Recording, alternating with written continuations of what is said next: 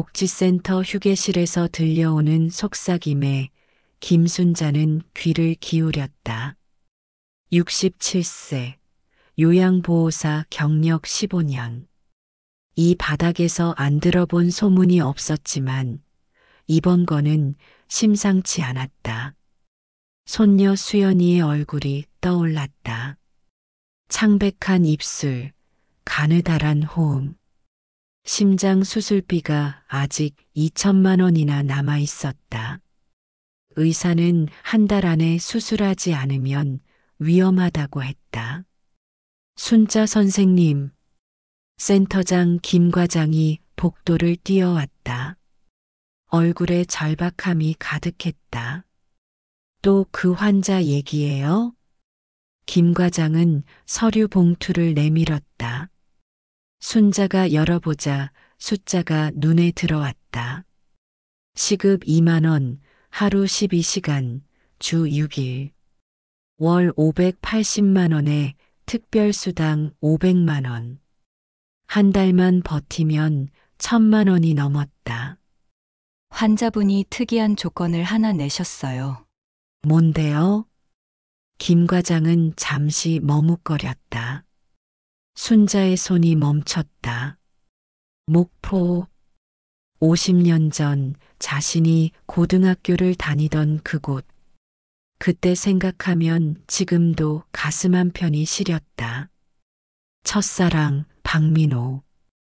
어느 날 갑자기 사라져버린 그 소년. 왜 하필 목포예요? 저도 몰라요. 그냥 그런 조건을 내셨대요. 이상한 예감이 들었지만 지금은 그런 걸 따질 처지가 아니었다. 환자 이름이 뭔데요? 박영수 씨요. 68세 박영수. 순자는 고개를 저었다.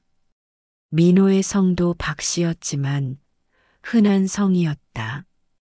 그리고 이름도 달랐다. 내일 오전 9시까지 이 주소로 가시면 돼요. 순자는 쪽지를 받아들었다. 강남구 삼성동 타워팰리스. 그곳은 서울에서 가장 비싼 아파트 중 하나였다. 순자는 평생 그런 곳에 가본 적이 없었다. 그날 밤 순자는 가방을 꾸리며 큰아들에게 전화했다. 엄마, 또 일 바꾸세요? 응. 이번엔 급여가 좋아서. 몸 상하지 말고 다니세요. 수연이 수술비는 제가 더 모아볼게요. 됐어. 엄마가 다 마련할 거야. 전화를 끊고 순자는 오래된 사진첩을 꺼냈다.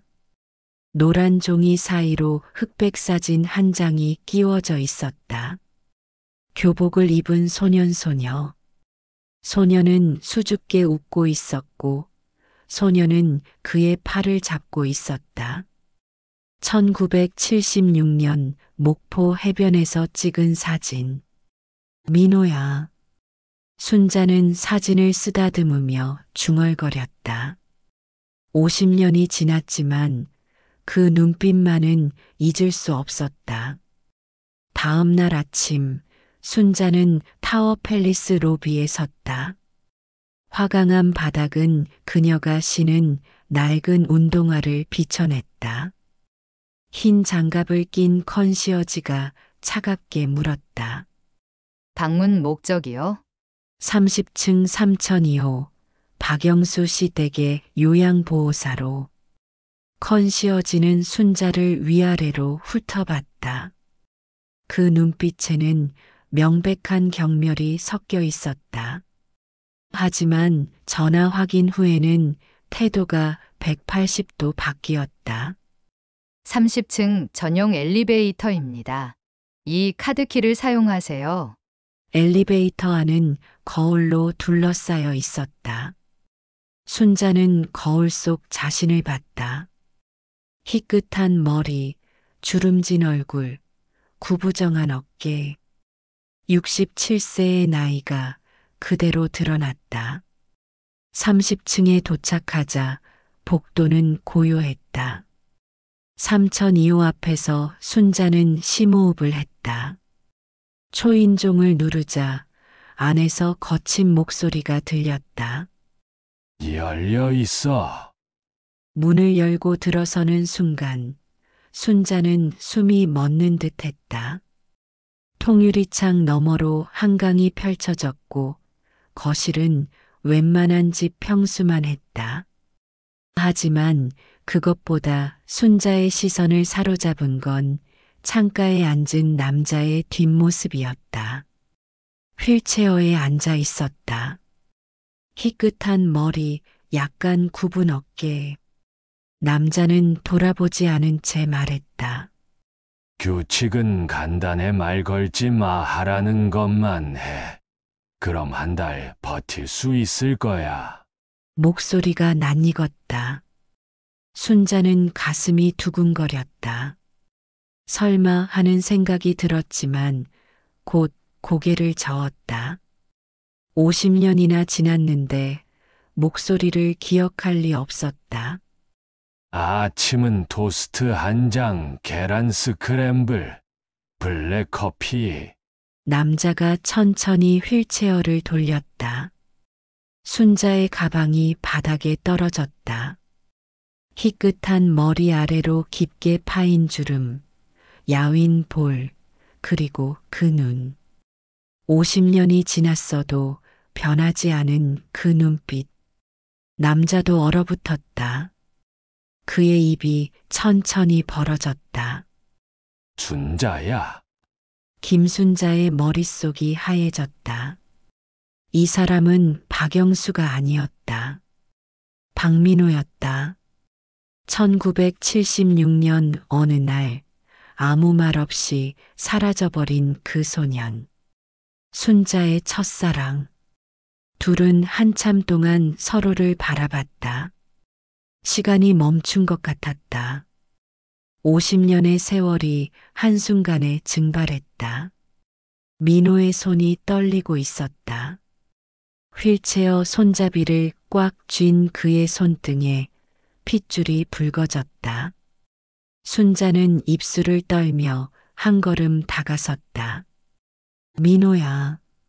정말 너야? 대답 대신 민호의 눈에서 눈물 한 방울이 흘러내렸다. 그리고 그는 고개를 끄덕였다. 순자는 그 자리에 주저앉고 말았다. 순자는 소파에 앉아 떨리는 손으로 물잔을 들었다. 민호는 여전히 창가에 휠체어를 세워둔 채 그녀를 바라보고 있었다. 둘 사이의 침묵은 무겁고도 복잡했다. 거실 한쪽 벽에는 비싼 그림들이 걸려 있었다. 이탈리아제 가죽 소파, 대리석 테이블, 크리스탈 샹들리에. 모든 것이 이 남자가 얼마나 성공했는지 말해주고 있었다. 하지만 집안 분위기는 이상하게 차갑고 공허했다. 마치 아무도 살지 않는 전시장 같았다. 물 더 줄까? 민호가 조심스럽게 물었다. 순자는 고개를 저었다. 그녀는 민호를 다시 바라봤다. 가까이서 보니 세월의 흔적이 더 선명했다. 눈가의 깊은 주름, 꺼진 볼, 거칠어진 피부. 한때 반듯했던 어깨는 축 처져 있었고 다리는 담요로 덮여 있었다. 언제부터 이렇게? 순자의 질문에 민호는 한강을 바라보며 대답했다. 3년 전. 술 먹고 운전하다가 가드레일을 들이받았어. 그의 목소리는 담담했지만 자조적인 웃음이 섞여 있었다. 척추 4번, 5번이 으스러졌어. 수술했지만 하반신은 완전히 끝났지. 의사가 그러더라. 평생 휠체어 신세 질 거라고. 순자는 가슴이 저렸다. 민호가 다시 말을 이었다. 자업자득이야. 평생 제멋대로 살았으니까. 박영수는 뭐야? 내 본명이 박민호잖아. 민호는 쓴웃음을 지었다. 영수는 내 친동생. 이름이야 10년 전에 암으로 죽었어. 주민등록증을 물려받아서 세금 문제 때문에 그걸 쓰고 있어. 순자는 더 묻지 않았다. 부자들의 세계는 그녀가 이해할 수 없는 복잡한 것들로 가득했다. 그때 순자가 입을 열었다. 왜 아무 말도 없이 사라진 거야? 민호는 한참을 침묵하다 휠체어를 돌려 그녀를 똑바로 바라봤다. 아버지 사업이 완전히 망했어. 어느 날 갑자기 빚쟁이들이 집에 들이닥쳤어. 가구고 뭐고 다 부숴버리고 엄마는 그 충격으로 쓰러지셨고 그의 목소리가 떨렸다. 그날 밤에 도망쳤어. 서울로 아버지, 엄마, 나 영수 넷이서 야반도주했어. 짐도 제대로 못 챙기고. 순자는 눈을 감았다. 1976년 10월, 민호가 사라진 그날이 떠올랐다. 그녀는 한 달 내내 목포 전체를 뒤졌다. 민호네 집은 텅 비어 있었고, 이웃들은 입을 다물고 있었다. 친구들도 아무것도 몰랐다. 너한테 연락하고 싶었어. 근데 민호는 말을 잇지 못했다. 순자가 대신 말했다. 창피했구나. 나한테. 민호는 고개를 끄덕였다. 그의 눈가가 붉어졌다. 너는 그때 우등생이었잖아. 집도 괜찮았고 대학도 갈 거였잖아. 나는 빚쟁이 아들이었어. 뭐라고 말해야 할지 몰랐어. 순자는 웃음이 나왔다. 쓰디쓴 웃음이었다. 나도 대학 못 갔어. 내가 사라지고 한 달 동안 울기만 했거든. 성적이 떨어져서 장학금을 못 받았어. 그래서 고등학교만 졸업하고 취직했어. 민호의 얼굴이 굳었다. 미안해. 됐어. 그건 내 선택이었으니까. 순자는 물잔을 내려놓으며 물었다. 그 후에는? 민호는 다시 창밖을 바라봤다. 한강에 유람선이 지나가고 있었다. 서울 올라와서 별별 일 다 했어. 공사장에서 시멘트 나르고, 식당에서 설거지하고, 주유소 야간 알바, 고등학교도 못 나왔으니까 할 수 있는 게 그것밖에 없었어. 그는 자신의 손을 내려다봤다. 한때 거칠었을 손은 이제 하얗고 부드러웠다. 3년간 휠체어에만 앉아 있어서였다. 25살 때 건설 현장 팀장이 됐어. 그 양반이 날 아껴줬거든. 그러다 30에 작은 하청업체를 인수했어.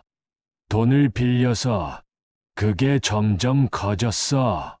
순자는 놀라움을 감추지 못했다. 민호가 계속 말했다. 40에는 중견건설사가 됐고 50에는 재벌 순위 50위 안에 들었어. 이 집은 10년 전에 샀어. 그때가 내 인생 최고점이었지. 결혼은? 했어. 35에 재벌가 딸이었어. 민호의 목소리가 더 낮아졌다. 사랑해서 결혼한 건 아니었어. 사업상 필요했거든. 그쪽도 마찬가지였고. 그냥 계약 같은 결혼이었어. 자식은? 없어. 아내가 애를 원하지 않았어. 나도 상관없었고. 순자는 민호를 바라봤다. 그는 겉으로 보기에 성공한 사람이었다. 하지만 그의 눈빛에는 깊은 공허함이 서려 있었다. 10년 전에 아내가 췌장암 진단을 받았어. 6개월 시한부였는데 2년을 버텼어. 마지막까지 내가 간병했어. 사랑했어? 민호는 한참을 생각하다 대답했다. 모르겠어. 처음엔 아니었는데 죽어가는 걸 보면서 미안해졌어. 평생 사랑받지 못하고 살았구나 싶어서. 순자는 가슴이 아팠다. 민호도 그의 아내도 둘 다 불행했던 것 같았다. 아내가 죽고 나서 더 미쳐서 일했어. 술도 많이 마셨고. 그러다가 민호는 자신의 다리를 내려다봤다. 3년 전 그날 밤 술을 너무 많이 마셨어. 회사 일로 스트레스가 심했거든. 그런데 정신을 차려보니 내가 운전대를 잡고 있더라. 그리고 다음 기억은 중환자실이었어. 순자는 말없이 듣고 있었다. 민호가 마지막으로 덧붙였다. 사고 나고 나서 조카들한테 회사를 넘겼어. 나는 이제 아무것도 할 수 없으니까 그냥 이렇게 살고 있어. 거실에 침묵이 흘렀다. 창밖에서는 도시의 소음이 희미하게 들렸지만 이곳은 너무나 고요했다. 순자는 민호에게 다가가 그의 손을 잡았다. 민호는 깜짝 놀라 그녀를 바라봤다. 이제 혼자가 아니야. 순자는 조용히 말했다. 내가 있잖아. 민호의 눈에서 눈물이 흘러내렸다. 50년 만에 처음으로 그는 누군가에게 위로를 받고 있었다. 사흘이 지났다.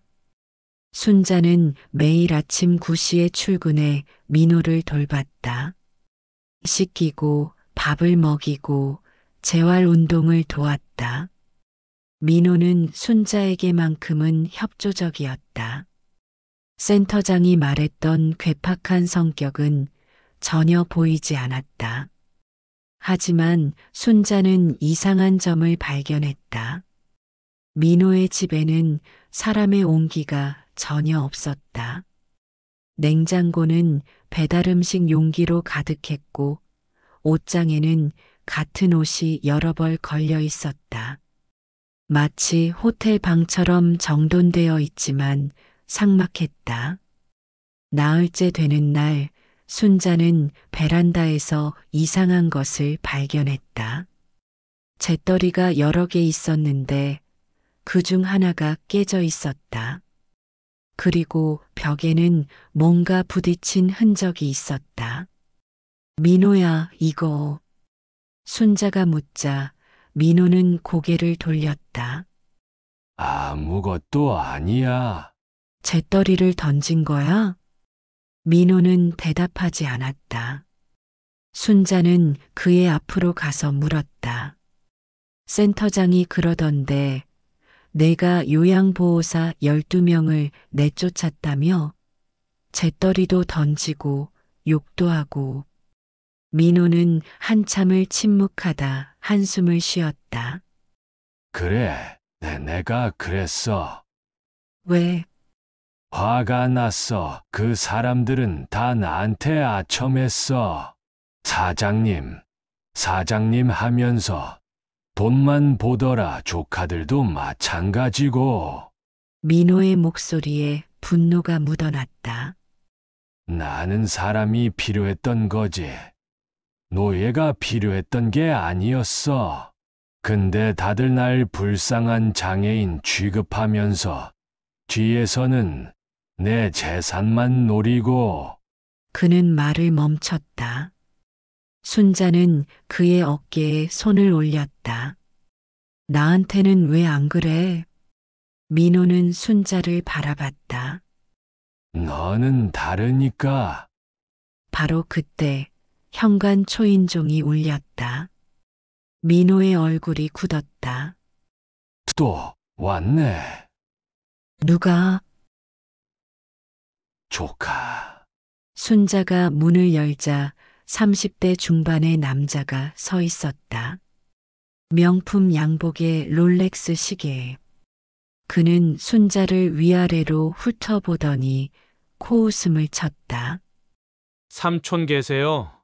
안에 계십니다. 남자는 순자를 밀치다시피 하며 안으로 들어왔다. 거실에 들어서자마자 큰 소리로 말했다. 삼촌, 이번 달 생활비 좀 올려주셔야겠어요. 애들 학원비가 장난 아니에요. 민호는 차갑게 대답했다. 지난달에 올려줬잖아. 그게 어디 충분해요? 형이랑 누나는 더 받잖아요. 조카는 소파에 털썩 앉으며 다리를 꼬았다. 그리고 삼촌, 이 집 정말 팔아야 돼요. 유지비만 한 달에 1,000만 원이 넘어요. 요양원 가시면 훨씬 경제적이잖아요. 순자는 부엌에서 그 대화를 듣고 있었다. 조카의 말투에는 존경심이라고는 찾아볼 수 없었다. 마치 짐을 대하는 것 같았다. 나가. 민호의 목소리가 낮게 깔렸다. 삼촌, 나가라고 했어. 민호가 소리를 지르자 조카는 인상을 쓰며 일어났다. 알았어요. 알았어. 근데 다음 달까지는 결정하셔야 해요. 이미 요양원 대기 넣어뒀으니까. 조카가 나가자 민호는 휠체어를 창가로 돌렸다. 그의 어깨가 떨리고 있었다. 순자는 다가가 그의 어깨에 손을 얹었다. 괜찮아? 민호는 대답 대신 창밖을 바라봤다. 한참 후에 그가 조용히 말했다. 순자야, 솔직히 말할게.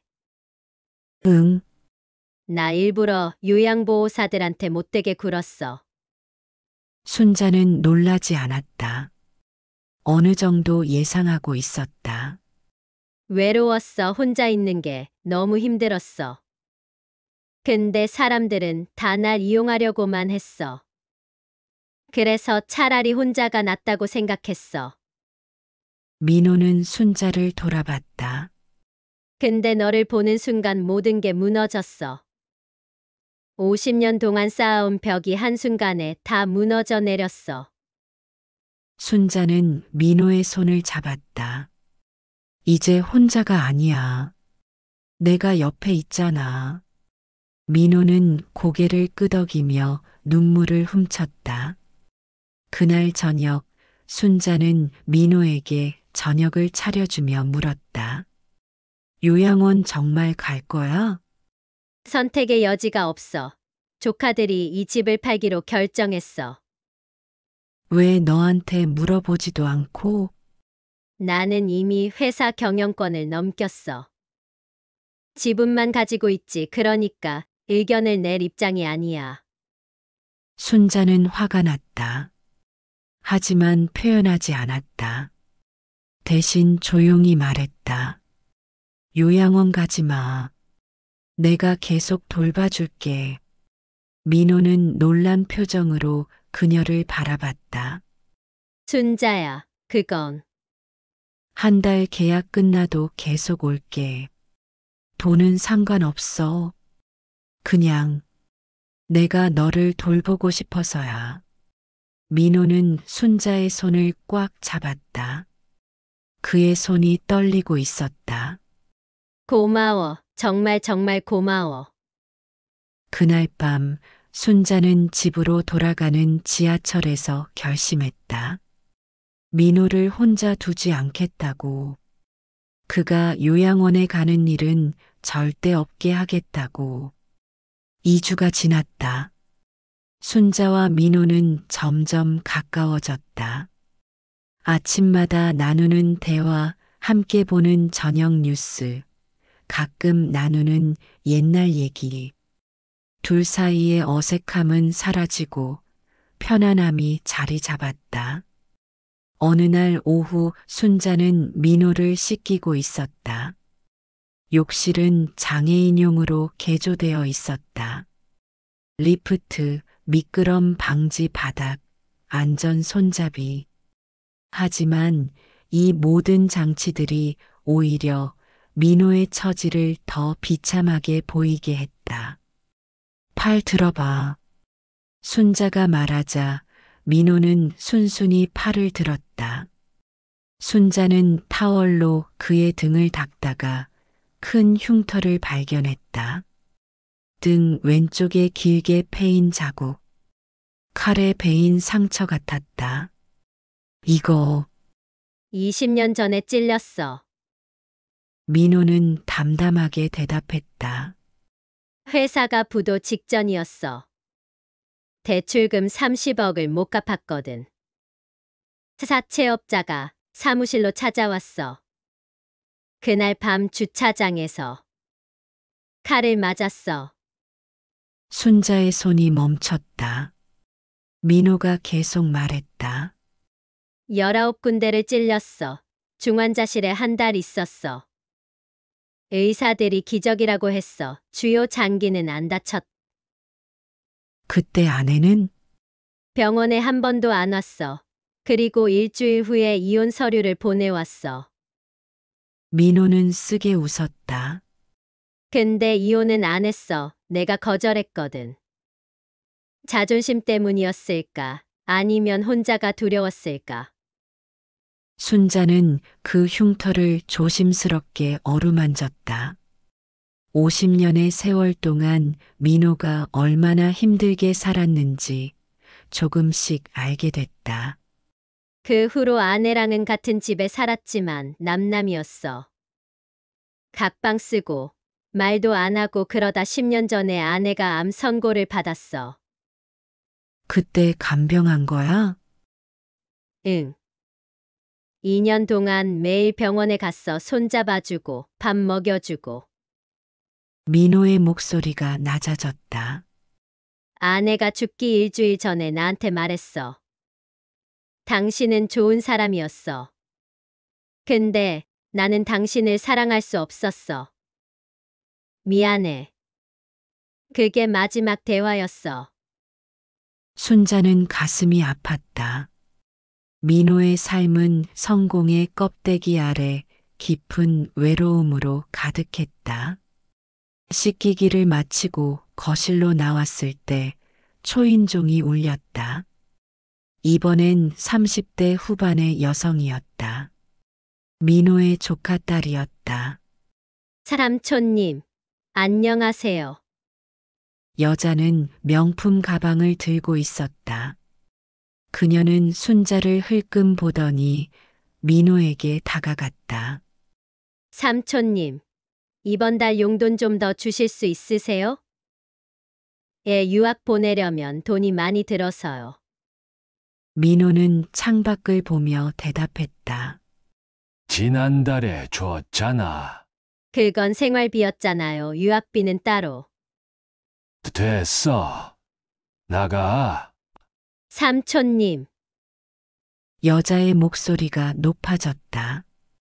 오빠는 더 받는다면서요? 저만 차별하시는 거예요? 민호는 휠체어를 돌려 그녀를 똑바로 바라봤다. 너희들이 날 찾아온 게 언제야? 내가 사고 나기 전엔 명절에도 안 왔잖아. 여자의 얼굴이 굳었다. 지금은 와요. 삼촌님 돌봐드리려고. 거짓말하지 마. 너희들은 내 돈이 필요한 거잖아. 민호의 목소리는 차갑게 식었다. 나가 다시는 오지 마. 여자는 화난 표정으로 문을 박차고 나갔다. 순자는 민호에게 다가갔다. 괜찮아? 민호는 대답 대신 한숨을 쉬었다. 그의 얼굴에 깊은 피로가 서려 있었다. 순자야, 나 오늘 밖에 나가고 싶어. 정말? 응, 답답해. 한강공원 가자. 한강공원은 평일 오후라 한산했다. 순자는 민호의 휠체어를 밀며 천천히 산책로를 걸었다. 가을 바람이 시원하게 불어왔다. 민호는 눈을 감고 바람을 맞았다. 좋다. 그가 작게 중얼거렸다. 언제 이런 바람을 맞아봤나 싶어. 자주 나와야지. 아, 응. 둘은 한참을 말없이 걸었다. 강물이 햇살에 반짝이고 있었다. 자전거를 타는 사람들, 돗자리를 펴고 누운 연인들, 강아지를 산책시키는 노인들. 평범한 일상의 풍경이었지만 민호에게는 오랜만에 보는 세상이었다. 벤치에 앉아 쉴 때 민호가 입을 열었다. 순자야, 너는 결혼 잘했어. 순자는 잠시 생각하다 대답했다. 잘했다고 할 수는 없지. 근데 후회하지는 않아. 남편은 어떤 사람이었어? 평범한 사람이었어. 회사원이었고 술도 안 마시고 도박도 안 하고 착한 사람이었어. 순자는 멀리 강을 바라봤다. 사랑했냐고 물으면 글쎄, 처음엔 아니었어. 그냥 맞선 보고 결혼했거든. 근데 살다 보니까 정이 들더라. 20년을 같이 살았으니까. 교통사고로 죽었다며. 응, 갑자기였어. 아침에 출근했는데 저녁에 병원에서 연락이 왔어. 즉사였대. 순자의 목소리가 조금 떨렸다. 장례식장에서 남편 얼굴을 봤을 때 그제야 알았어. 내가 이 사람을 사랑했다는 걸. 민호는 순자를 바라봤다. 그래도 아들들이 있잖아. 응, 아들들이 있어서 버텼어. 큰애가 그때 고3이었거든. 둘째는 중3이었고 애들 때문에 무너질 수 없었어. 순자는 웃으며 말했다. 그래서 요양보호사 일을 시작했어. 돈도 벌고 시간도 보내고 15년째야. 민호는 한참을 침묵하다 조용히 말했다. 순자야, 솔직히 말할게. 응, 나 너를 잊은 적이 없어. 순자는 민호를 바라봤다. 그가 계속 말했다. 50년 동안 한 번도 결혼하고도 사업하고도 사고 나고도 항상 마음 한구석에 내가 있었어. 석양이 두 사람을 붉게 물들이고 있었다. 그래서 서울 올라온 지 10년쯤 됐을 때 너를 찾아보려고 했어. 목포도 가보고 친구들한테도 물어봤어. 근데 못 찾았어. 나 부산에 있었어. 남편 따라서. 그랬구나. 민호는 순자의 손을 잡았다. 순자야, 나 너 좋아해, 아직도. 순자는 놀란 표정으로 그를 바라봤다. 나이가 벌써 70이 다 됐는데 무슨. 나이가 뭐가 중요해. 나는 내가 좋아 50년 전에도 좋았고, 지금도 좋아. 민호의 눈빛이 진지했다. 나랑 같이 살자. 이 집에서 내가 가진 거 다 줄게. 그냥 옆에 있어줘. 순자는 대답할 수 없었다. 마음은 흔들렸지만 머리는 차갑게 생각하고 있었다. 시간을 줘. 생각해 볼게. 민호는 고개를 끄덕였다. 기다릴게, 얼마든지. 석양이 한강을 붉게 물들이며 지고 있었다. 두 사람은 말없이 그 풍경을 바라봤다. 한 달이 됐다. 계약 종료일이었다. 순자는 평소처럼 민호의 집으로 향했다. 지하철 안에서 그녀는 결심을 굳혔다. 오늘 민호에게 모든 것을 말하기로.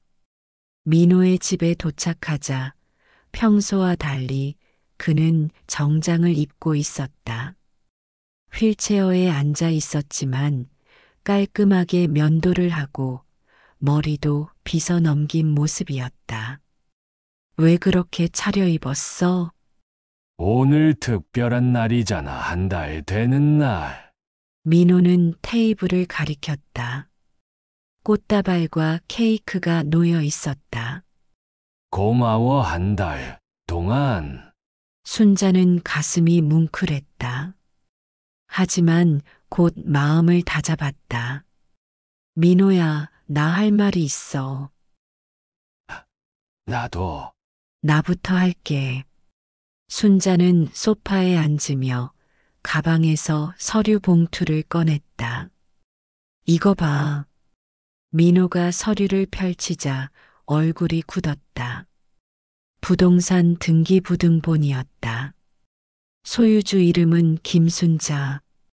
강남 아파트 3채, 목동 오피스텔 2채, 분당 빌딩 1채. 이게 나 가난하지 않아. 순자는 담담하게 말했다. 남편이 죽었을 때 보험금으로 10억을 받았어. 그때가 1995년이었으니까 큰 돈이었지. 큰아들이 부동산에 투자하라고 조언해줬어. 민호는 말없이 서류를 넘겼다. 순자가 계속 말했다. 강남에 아파트 하나 샀어. 평당 500만 원 할 때. 지금은 평당 8천만 원이 넘어. 그 돈으로 또 투자하고 또 투자하고. 순자는 민호를 똑바로 바라봤다. 지금 내 재산이 시가로 200억 정도 돼. 세금 빼면 150억 정도. 민호는 입을 다물지 못했다. 순자가 웃으며 말했다. 손녀 수술비 작년에 다 냈어. 수연이는 지금 건강해. 나는 그냥 심심해서 요양보호사 일을 하는 거야. 그럼 왜? 너를 돌보고 싶었어. 순자는 잠시 말을 멈췄다가 계속했다. 센터장이 사진 보내줬을 때 한눈에 알아봤어. 50년이 지났어도 그 눈빛은 못 잊겠더라. 민호의 눈이 커졌다. 그럼 너도? 응. 나도 일부러 이 일을 맡은 거야. 순자는 민호의 손을 잡았다. 너를 다시 만나고 싶었어.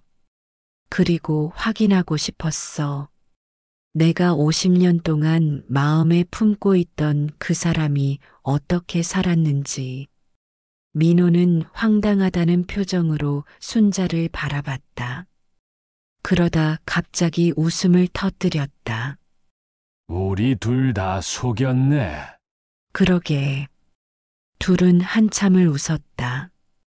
50년의 세월이 무색하게, 마치 고등학생처럼. 웃음이 잦아들자 민호가 진지하게 말했다. 순자야, 그럼 내 차례야. 나도 고백할 게 있어. 뭔데? 민호는 휠체어 아래 담요를 걷어냈다. 그리고 천천히, 매우 천천히 일어섰다. 순자는 숨이 멎었다. 너, 걸을 수 있어? 응. 민호는 조심스럽게 한 걸음, 두 걸음 걸었다. 불안정했지만 분명히 걸을 수 있었다. 6개월 전부터 재활 치료를 받았어. 병원에서는 기적이라고 했어. 3개월 전부터는 걸을 수 있게 됐어. 순자는 믿을 수 없다는 표정으로 그를 바라봤다. 그럼 왜 계속 휠체어를? 시험하고 싶었어. 민호는 소파에 앉으며 말했다. 조카들한테도 숨겼어. 요양보호사들한테도. 내가 장애인일 때 사람들이 어떻게 대하는지 보고 싶었어. 그는 쓰게 웃었다. 조카들은 내가 장애인이니까 무시했어. 요양보호사들은 내가 불쌍하니까 동정했어. 근데 너는 민호는 순자를 똑바로 바라봤다. 날 그냥 사람으로 대해줬어. 장애인도 아니고, 부자도 아니고, 불쌍한 사람도 아니고, 그냥 민호로. 순자는 어이가 없어서 웃음이 나왔다. 그럼 요양원 가는 것도 거짓말? 응, 이 집 안 팔아 조카들한테 거절했어. 이제 회사 지분도 정리하고 완전히 인연을 끊을 거야. 민호는 순자의 손을 잡았다. 순자야, 우리 둘 다 거짓말쟁이네. 그러게. 둘은 다시 웃었다. 그러다 순자가 진지하게 말했다. 근데 민호야, 나 결혼은 싫어. 아, 응. 우리 나이가 벌써 70인데 무슨 결혼을 해. 그냥 친구로 지내자. 민호는 당황한 표정을 지었다. 친구, 응. 나는 일주일에 3번 여기 와서 너 밥 해줄게. 그리고 같이 산책도 하고 영화도 보고 그렇게 살자. 그게 무슨 친구야? 노년의 친구. 나쁘지 않잖아? 순자는 웃으며 말했다. 우리 서로 속였으니까 이제 비겼어. 다시 시작하자. 친구로. 민호는 한참을 그녀를 바라보다 고개를 끄덕였다. 좋아. 친구. 그는 일어서서 순자에게 손을 내밀었다. 그럼 친구로서 악수하자. 순자는 그의 손을 잡았다. 두 사람의 손이 꽉 맞잡혔다. 그리고 순자야, 응, 내일 저녁에 우리 집에 와. 내가 요리할게. 50년 만에 너한테 밥 해주고 싶어. 순자는 놀랐다. 너 요리할 줄 알아? 배웠어. 혼자 살면서 의외로 잘해. 그래. 그럼 기대할게. 둘은 마주보며 웃었다. 일주일 후, 순자는 약속대로 일주일에 3번 민호를 찾아갔다. 더 이상 요양보호사가 아니라 친구로서. 민호는 재활치료를 열심히 해서 이제는 지팡이만 짚고도 걸을 수 있었다. 어느 날 저녁 두 사람은 한강공원을 걷고 있었다. 민호는 지팡이를 짚고 천천히 걸었고 순자는 그의 팔을 붙잡고 함께 걸었다. 순자야, 응, 후회 안 해. 나랑 다시 만난 거. 순자는 고개를 저었다. 전혀. 오히려 다행이야. 50년 전에 만났으면 우리 서로 상처만 줬을 거야. 지금은 서로를 이해할 수 있잖아. 그래. 넌 항상 오라. 민호는 웃으며 순자의 손을 꽉 잡았다. 석양이 한강을 붉게 물들이고 있었다. 두 사람은 벤치에 앉아 그 풍경을 바라봤다. 민호야, 아, 응, 우리 이제 뭐야? 친구? 연인? 아니면? 민호는 잠시 생각하다 대답했다. 그냥 우리는 우리야. 이름 붙일 필요 없어. 순자는 고개를 끄덕였다. 맞아. 우리는 우리. 두 사람은 손을 꽉 잡은 채 석양을 바라봤다. 50년이라는 시간이 흘렀지만 그들은 다시 만났다. 더 이상 젊지 않았고 더 이상 순수하지도 않았다. 하지만 그것으로 충분했다. 왜냐하면 그들에게는 서로가 있었으니까. 1년 후, 민호는 완전히 회복했다. 이제는 지팡이 없이도 걸을 수 있었다. 그는 조카들과 완전히 연을 끊고 재산의 대부분을 사회에 환원했다. 요양원 건립, 장애인 재활센터, 빈곤층 의료 지원. 순자는 요양보호사 일을 그만두고 자원봉사를 시작했다. 그녀의 재산도 대부분 기부했다. 아들들은 처음엔 반대했지만 결국 어머니의 뜻을 존중했다. 두 사람은 여전히 일주일에 3번 만났다. 때로는 민호의 집에서, 때로는 순자의 집에서 함께 요리하고, 함께 산책하고, 함께 웃었다. 순자야, 우리 제주도 갈래? 어느 날 민호가 물었다. 갑자기 50년 전에 너한테 약속했잖아. 고등학교 졸업하면 제주도 가자고. 순자는 웃었다. 50년 늦었는데 늦었어도 괜찮아. 지금이라도 가자. 둘은 제주도로 여행을 떠났다. 바다를 보고 오름을 오르고 흑돼지를 먹었다. 70세의 노인들이 마치 20살의 연인처럼. 제주 바닷가에서 민호가 물었다. 순자야, 행복해? 순자는 고개를 끄덕였다. 응, 너무 행복해. 나도. 두 사람은 손을 잡고 파도를 바라봤다. 50년 만에 이룬 약속. 그것은 사랑이었을까? 우정이었을까?